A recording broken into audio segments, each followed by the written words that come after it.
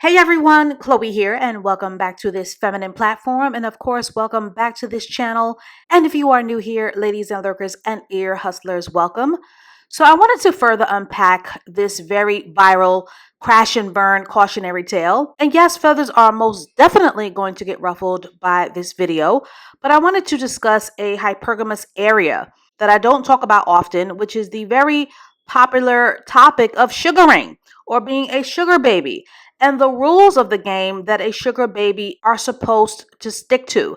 Now, we all know that everyone and their mama is talking about hypergamy and are having open conversations on how to get to the bag.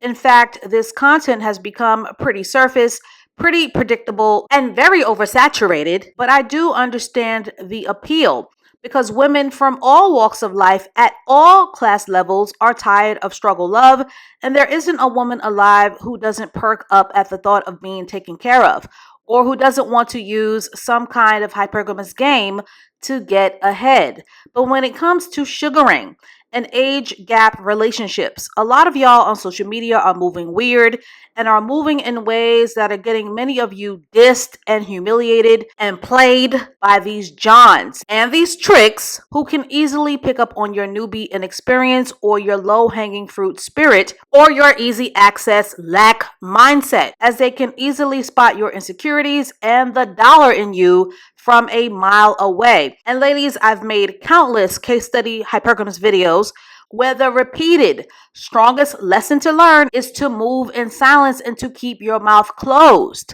about all of your moves. But so many of you are insistent on trying to create a particular kind of hypergamous influencer branding where you are dangerously pandering to the fangirlies to create these luxury false realities, when in reality you're playing checkers by showing your entire hand until it nastily blows up and you're the one who ends up with egg on her face, or even worse, getting violated, harmed, and abused. And getting abused for $1 is not what hypergamy is about. Now, for house cleaning purposes and for the loud and wrong comment crusaders, one, never forget that social media is a highlight reel.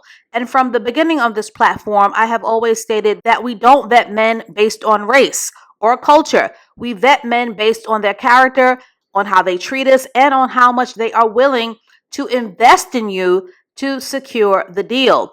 Now, as for this cautionary tale, so many of you have been sending me the receipts to this very unfortunately embarrassing hypergamous humiliation story gone wrong of a Ms. Cindy who is 27 and Mr. Stalebread Pumpkinhead who is 57, a 30-year difference.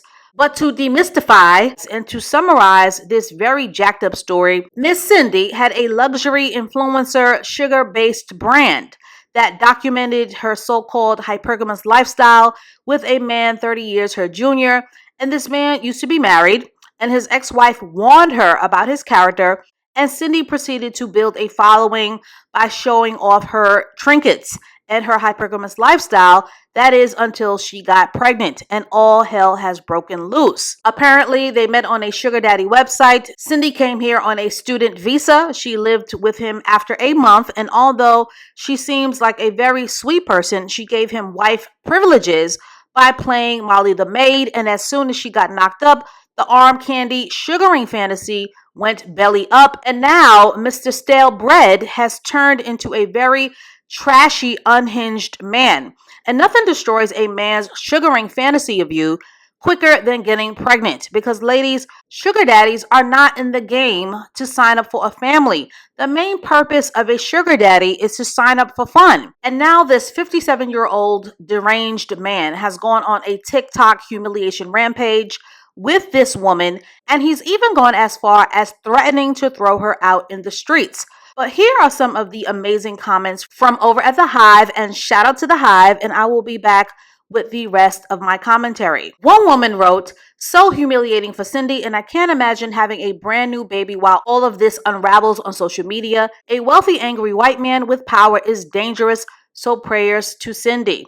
Another woman wrote, the way he kept disrespecting African people and the culture on her live, young women in ATL need to be made aware of him. Another woman wrote, I watched it unfold on her live, and when I tell you I felt such strong secondhand embarrassment when he began throwing her heritage, age, and immigration status in her face. She had a newborn baby in her arms, and this man could have cared less than the allegations of witchcraft and illegal activities she supposedly did was way too much. I felt so sorry for that baby. To be in that environment with a father who didn't care about his well-being nor his mother's was too much. Way too much. Ladies, heed this lesson. And finally, Antasia wrote, TikTok have people ruining their own lives by bragging about what they have and their lifestyle, knowing that people, especially other Black women who aren't used to it, are waiting to laugh in your face. A private life of luxury is the goal, not putting your business online just to get laughed at. Now, ladies, please take notes on what I'm about to say. But the sugar baby lifestyle is a fantasy-based transactional hustle where you are supposed to catch flights, not feelings. And I don't knock any woman's hustle because women are going to get it how they get it. But sugaring over 90% of the time is a form of mattress mambo work. And it is an arrangement where in exchange for your youth, your beauty, and your company, your sponsor is generously responsible for financially investing in you by fattening your bank account according to what you are both able to negotiate for a mutually beneficial outcome, and that's it. Ladies, the sugaring game is a cold one. All women are not built for sugaring. And although alluring, sugaring is not for everybody because sugaring is a skill set and you have to have finesse with it. You have to be 1,000% in it for the money. You have to have a high tolerance for possibly sleeping with ugly, unattractive men. And you have to have an end game because one day all of that luxury sugaring will come to an end. And your money spine has to be made out of steel. And you cannot lead in these situationships with your heart. And please know that the minute you publicly highlight everything that your sugar daddy is doing for you, it all crumbles, and then you'll find yourself having to explain your humiliation and your embarrassment and having to answer a zillion and one dumb questions by the chatty patties who are taking absolute pleasure in witnessing your downfall. These are the rules of this very temporary feel-good transactional arrangement, and anything outside of that will get you played faster than you can say money. Now, feathers are going to be ruffled to hear this, but you can go argue with your crooked lace front.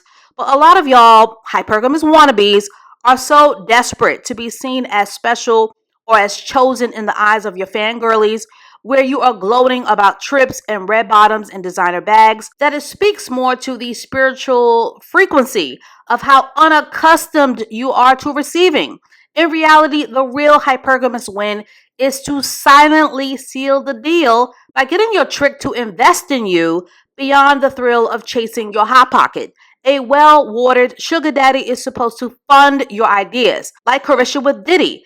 A sugar daddy does not want to have a baby with you. A sugar daddy is a man who wants some relief and a distraction from the pressures of the world, and is a man who wants an escape that he is willing to pay top dollar for. So to demystify sugaring, that man is not looking for a love story. So sorry to this 27-year-old Black woman who allowed this 57-year-old trashy derelict to play in her face, because he's all over TikTok saying some pretty humiliating and devaluing things to this woman. And no man should ever have the audacity to throw you out in the street after you have his baby.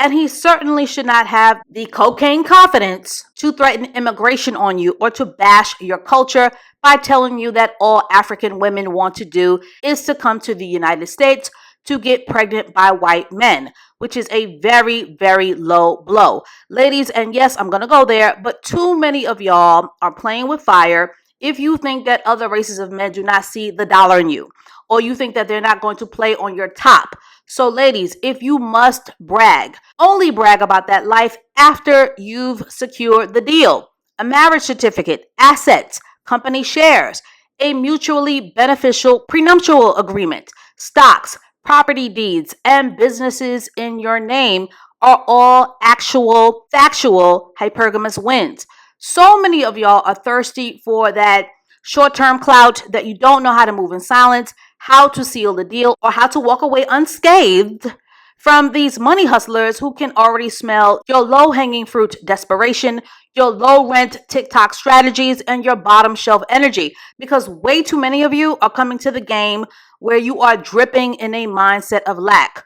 So that is all that I have to say on this for now. And I said a mouthful. But ladies, to open up the conversation floor, what could have Miss Cindy done differently? And how can she turn this now disastrous sugaring situationship around in her favor? And as always, thank you for listening. Thank you for watching. And of course, thank you for subscribing to further grow our feminine community. And please stay tuned for more case study videos to come. And I will catch up with you ladies and lurkers and ear hustlers in the next one.